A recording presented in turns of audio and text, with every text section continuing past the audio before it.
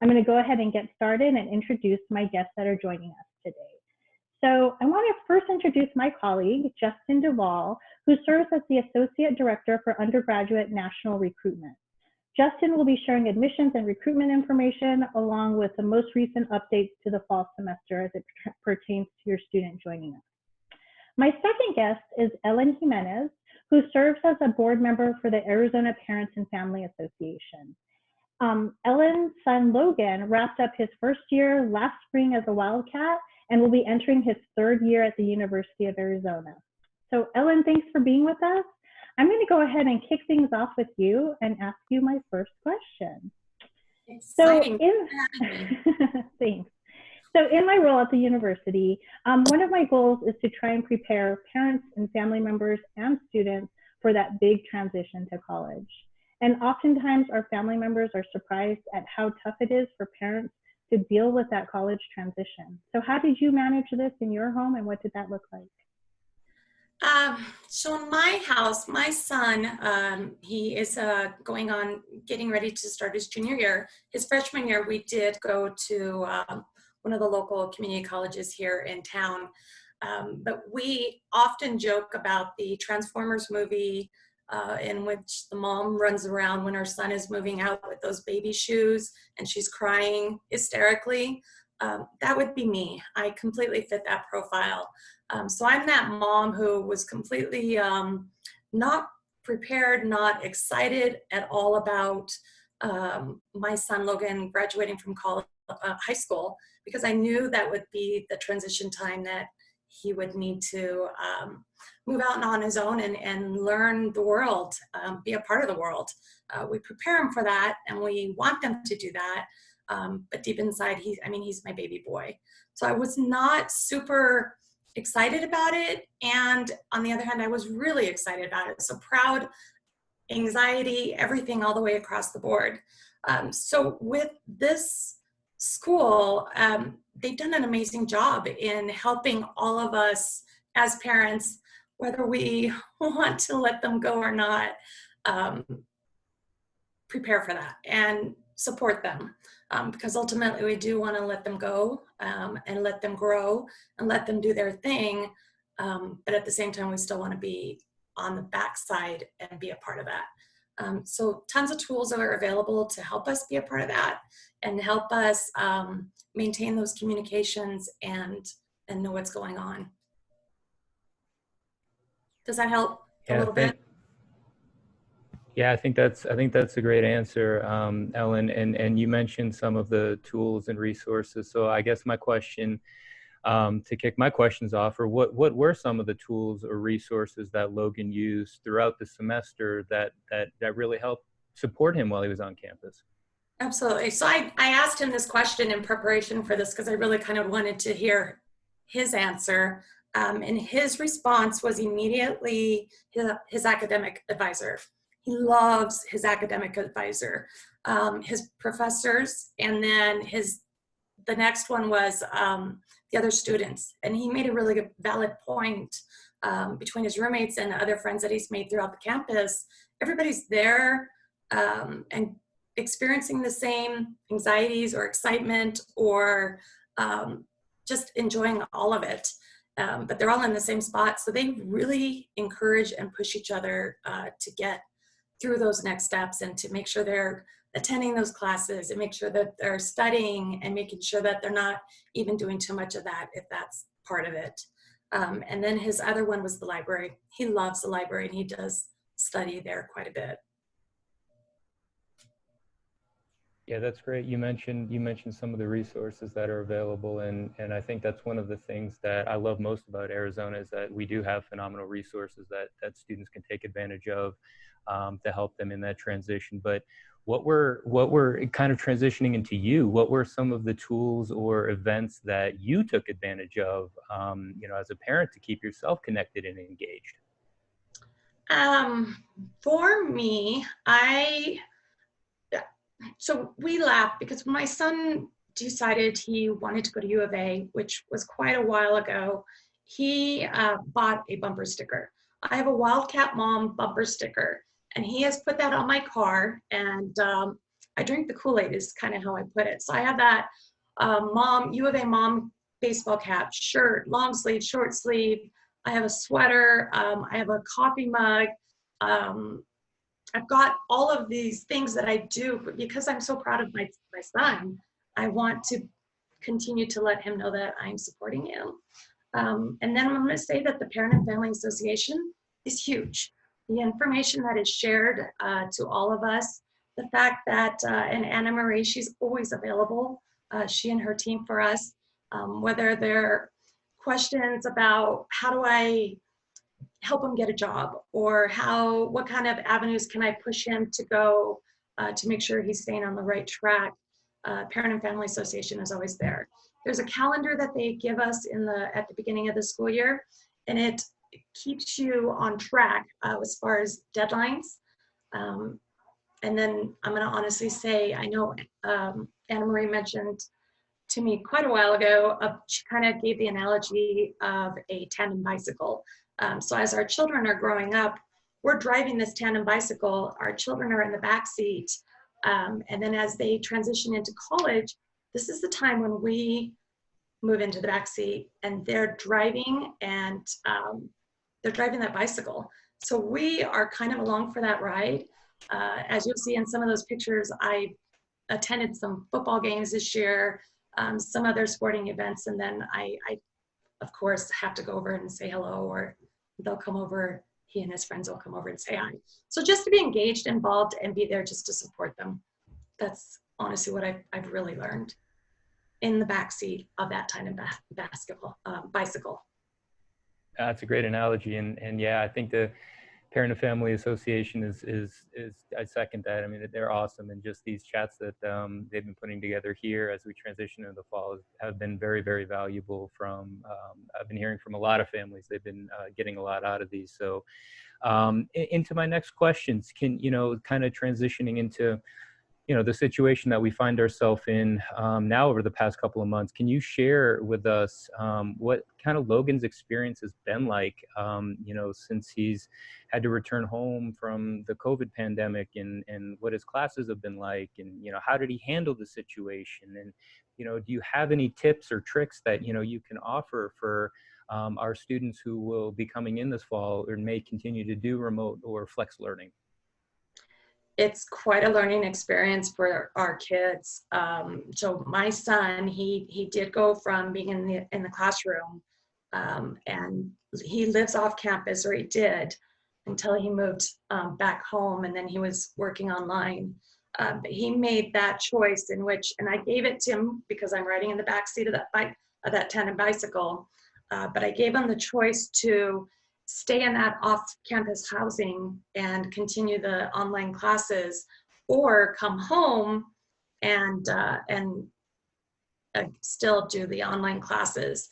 And he realized himself, he acknowledged that he would probably be more focused at home, not surrounded by his roommates. So he did come home, and I personally, of course, loved it because it's great to have him home. But he's also recognized that he himself is better in a classroom setting. So he needed some encouragement, motherly encouragement, quite often, daily, reminding him to stay on top of his studies. It was tough, and hopefully after the last few weeks of doing that, he's going to be at a better level to continue to do it as he chooses, because I'm in the back seat of that tandem bicycle. Oops, sorry, I was muted there. Yeah, that's great.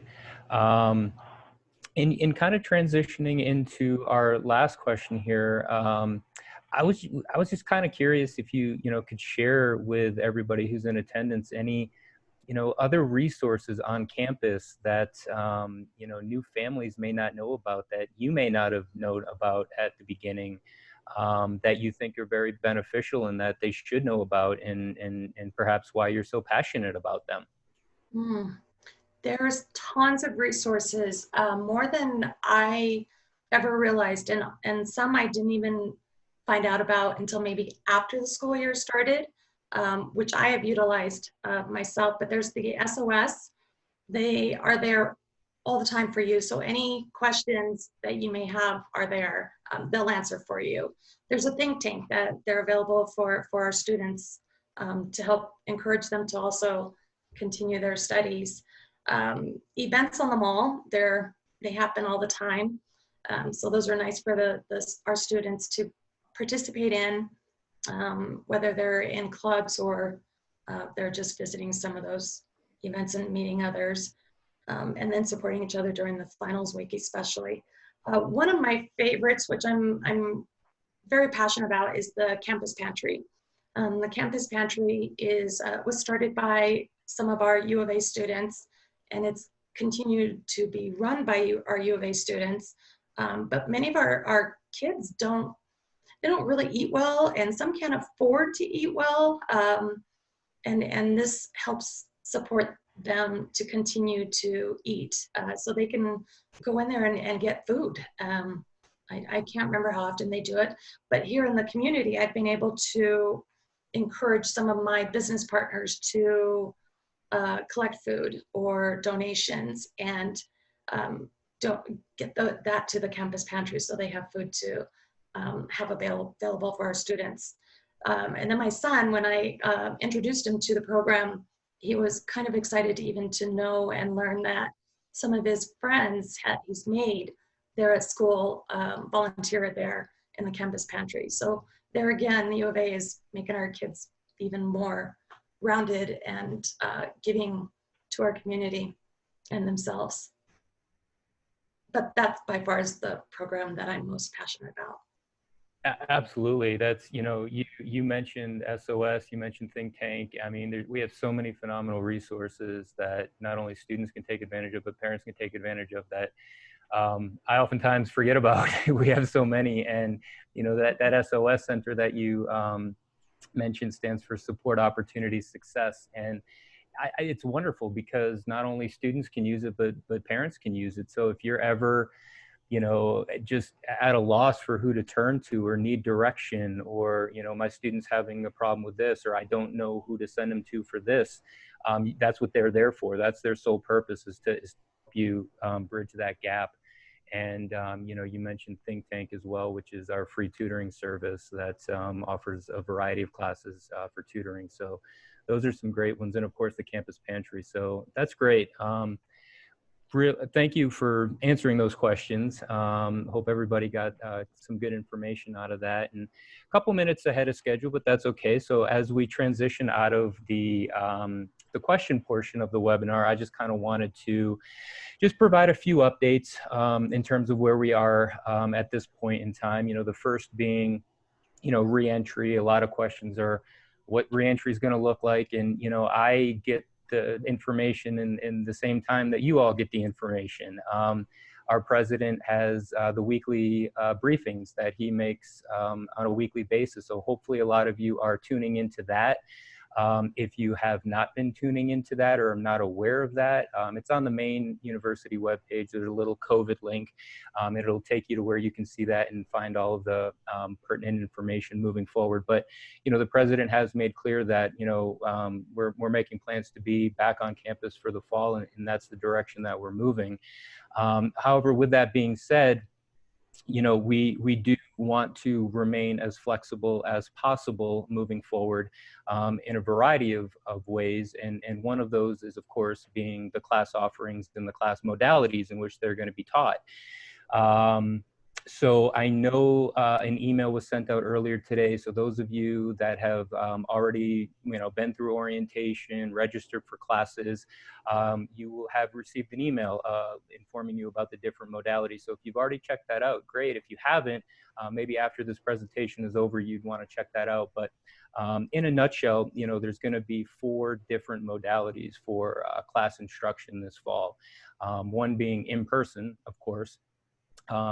Another one is going to be sort of a hybrid of in-person and online, whereas maybe half the class will be in a physical classroom setting, learning in person, while that other half of the classroom is doing online activities for that day, and then sort of rotating in and out, in order to keep class sizes small and social distancing and what have you. The third mode of instruction that's going to be taught is live online. Much like I'm talking to you live right now, that's how the classes will be taught, but it'll be online. And then the fourth option is another online option, but instead of being live online, it's going to be taught in a more asynchronous format. They're called iCourses. And so in an asynchronous format, the professor will upload to the online learning platform all of the course material, the syllabus with the deadline dates, the quizzes, all those things, the reading materials, the assignments, and the student kind of works through it on their own. So, a lot of you have probably already registered for classes and maybe wondering, well, can I change now to a different modality? And of course, that's a possibility. So you can make changes to your schedule. And I think the best people to reach out to regarding any questions about that class schedule change is going to be the academic advisor for your particular major. And they'll certainly help you out in that process. And of course, really the last thing I wanted to touch on was just that, that we still have a little bit of time between now and when classes start. So, a lot of you out there may be still monitoring the situation and may just not feel comfortable coming back to campus in the fall. And again, with the theme of flexibility, we do have a deferment option available. So, perhaps you want to take a year off, a semester off, and maybe want to defer your admission to spring 2020 or fall 2021. That is an option. In the student's UA Future account is where you'll be able to do that. You'll see a little button that says defer admissions, and you just click it and fill it out. And kind of in a nutshell, the way deferment will work is that, you can choose to defer to spring 2020 or fall 2021. If the student was offered a merit scholarship for this fall, based on their academics, if you choose to defer, that scholarship will roll over into the semester that you are going to be coming back. The only caveat to that is during the deferment period, you can't take any classes locally at a local community college or university, because that would essentially make you a transfer student upon your return back and really negate that freshman scholarship. Now, with that being said, those students who choose to defer, our Office of Student Engagement and Career Development just unveiled a program for those students to remain active during their deferment period. It's called Wildcat Way Forward. And perhaps maybe in whoever's doing the chat, maybe we can put a little link there to their website. And essentially what Wildcat Way Forward is, it's a way for those students to, like I say, stay engaged. They're going to be taking online core general education classes that you would otherwise be taking during that deferment period. You take them online at a discounted rate, and those courses will count for your major and will count for when you come back after your deferment. And the cool part about that is those classes will not affect your merit scholarship during that deferment time. So that is a way to still have that merit scholarship come back and still take classes in between. So I would say if you have any questions or wanted to chat with us a little bit more about the deferment options, we can help you with that in our admissions office. Many of you have been working probably with your admissions counselor based on where you are in the country. Maybe some of you don't even know that you have an admissions counselor. If you go onto our admissions website and click on Find Your Recruiter for Freshmen, you just enter in where you're from and it will direct you to that person, and we can have a conversation about the deferment.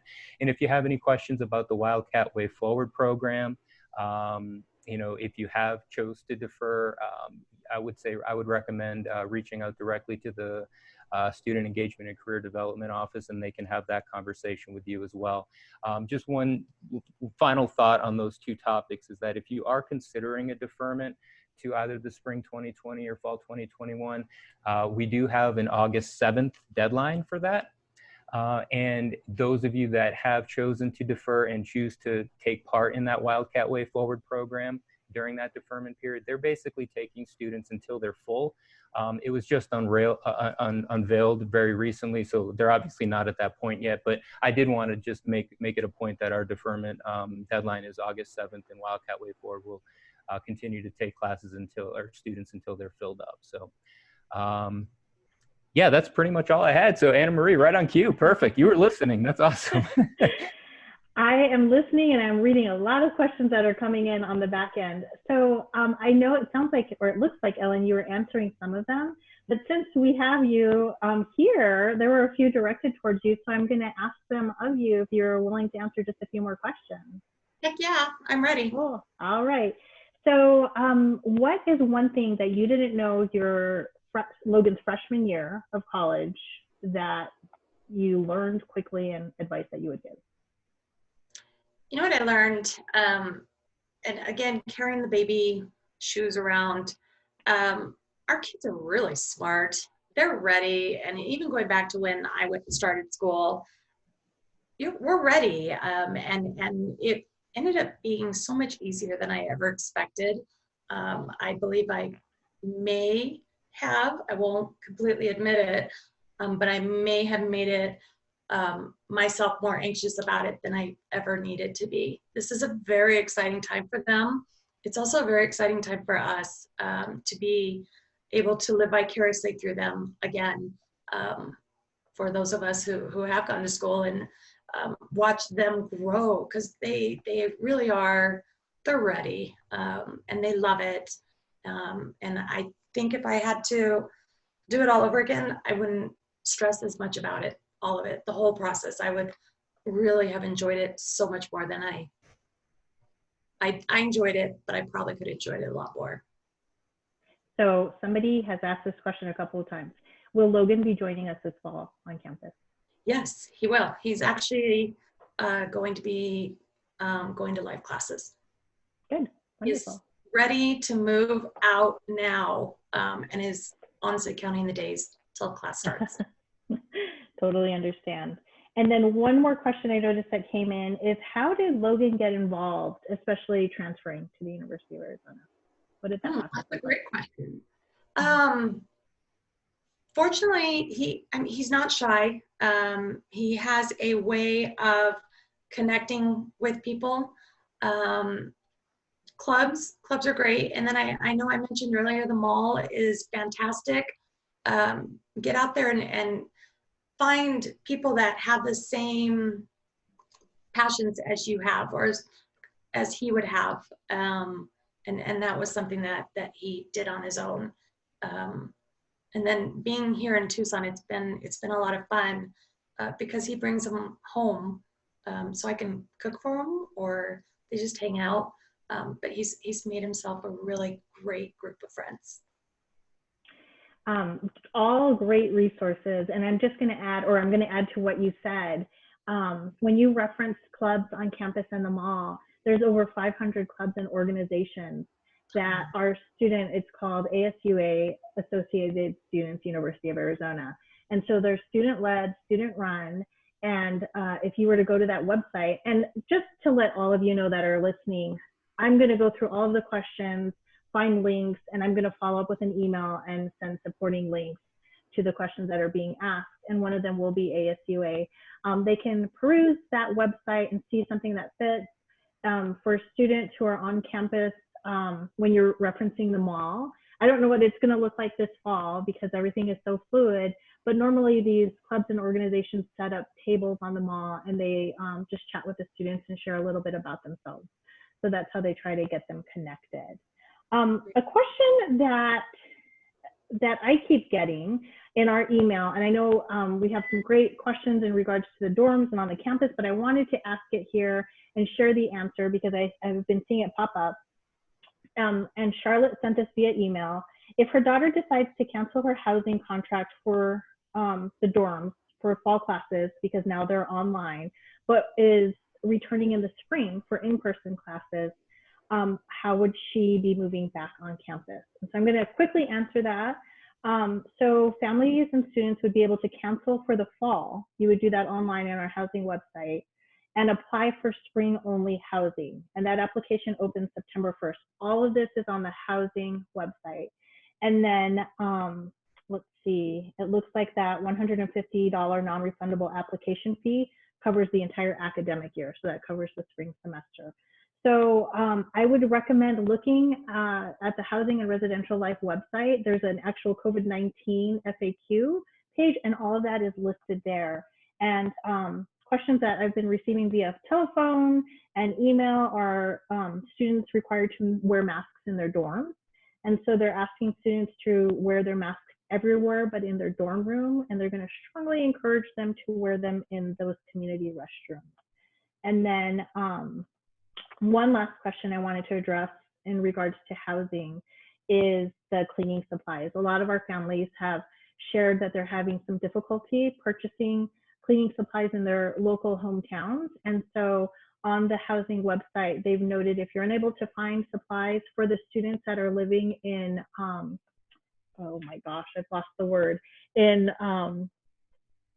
suites, they're responsible for cleaning their own restrooms.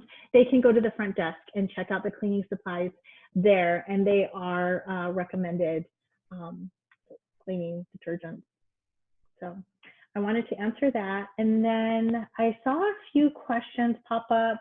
And Justin, you're welcome to jump in. I know you mentioned a little bit about deferral and merit aid. If students are not receiving merit aid and they defer or decide to go to their local community college, what does that look like? What advice do you have? Yeah, so if a student has not been offered any merit aid and you know they decide to stay at their local community college or go to another university for really whatever amount of time, you know, they would essentially not be a freshman anymore. So when you do whatever time you do decide to transfer in, you would essentially just have to do a new application as a transfer student, and just obviously be cognizant of our transfer deadlines, which are on our admissions website. But you know, in that situation, that's really what I would say is just, you know, when you're ready to transfer in however amount of time that is, then that's when you'd want to do it. And we have a really good, really strong transfer articulation center that works with transfer students. So, you know, if you're in that boat and maybe you want to go to the community college for a year, another university for a year, you can actually reach out to our transfer articulation center and have a conversation about like transferability of credits and advice on the transferring end of it. And we have transfer admissions counselors as well. So yeah, that's what I would say. Cool. So there are so many questions. I wrote them down. I want to reference Ellen's comment about the tandem bicycle. It is one of my most favorite references on how the family members are now in the backseat of this tandem bicycle and students are now responsible for their journey in college, because after the 4 years that they're with us, we really expect them to be responsible young adults that can be problem solvers and have face-to-face communication. And if you sat in our parent and family panels for orientation, I talk a little bit about this. So thank you, Ellen, for referencing this.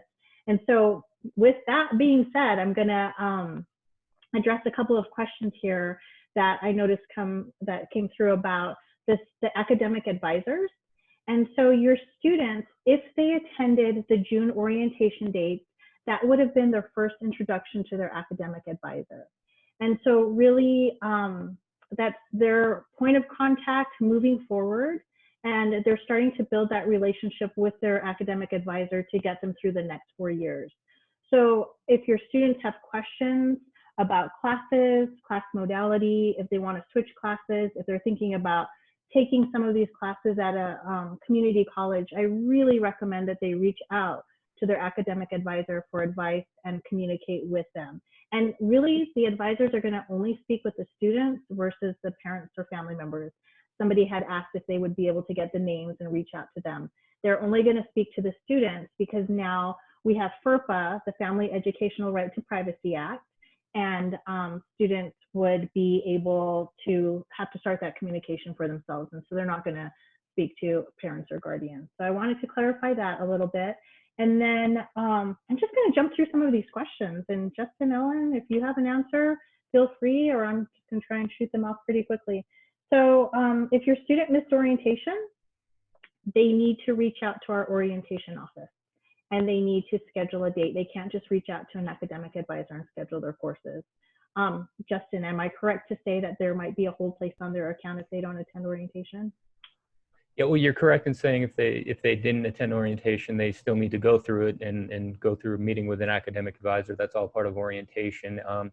I know our orientation office has told students to go into their Next Step Center to register for an upcoming orientation. But if you're having any difficulties finding it or things like that, I mean, I know our orientation office had a huge change of plans this summer and going from online to virtual. So of course, with that, there are going to be bugs here and there. But yeah, you're correct. If you can't find it in your Next Step Center, reach out specifically to orientation. The email address is right on their website, and they'll get you hooked up for the next one. Great. And at their orientation, they're not only meeting with their academic advisors, they're learning a lot about the University of Arizona campus and services provided. And this question popped up, so I'm going to go ahead and address it here. Their orientation session there consists of the Dean of Students Office presenting on various topics, including illicit drugs and alcohol on campus, the dangers of them, and the ramifications. When you attend the University of Arizona, like any other school, we do have a code of academic integrity and a code of conduct. And so they're going to review that with the students and have those conversations. I know that question had popped up. And then I jotted these questions down. So again, I'm going to kind of go through this. A question popped up about mental health and wellness. And so our students' mental health and well-being is of utmost importance to us. So our campus health offers a great counseling and psych services department. And what I'll share with you, since my audience is parents and family members, is if you're chatting with your student and you feel like something is off, or something just doesn't sound right in speaking with them, or maybe they're sharing with you that their roommate is sounding a little bit down or something's off, we actually have a hotline called Parent Matters.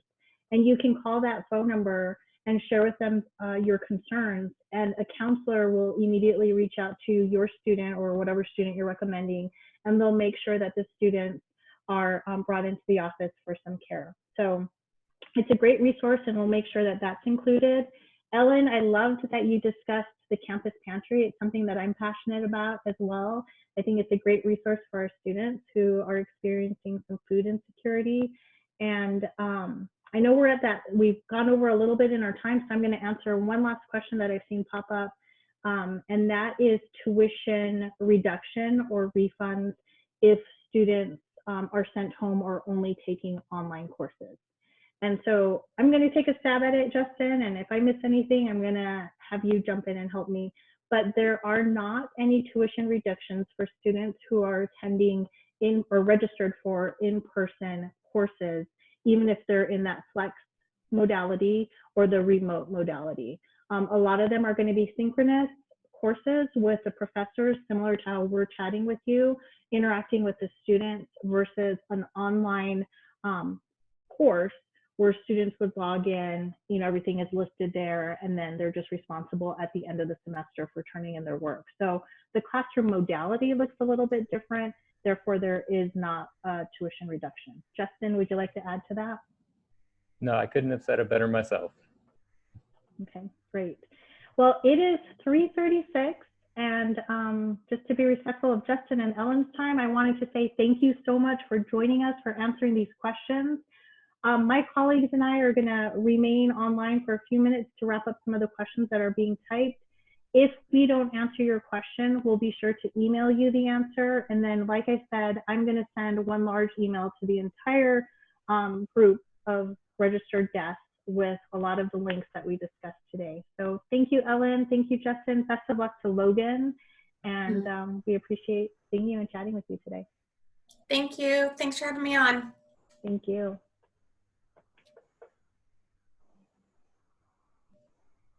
Justin, did you want to add anything, Ellen? No, sorry, I just haven't clicked my video off yet. Oh, no, that's okay. I just wanted to be able to give you all time and room to speak.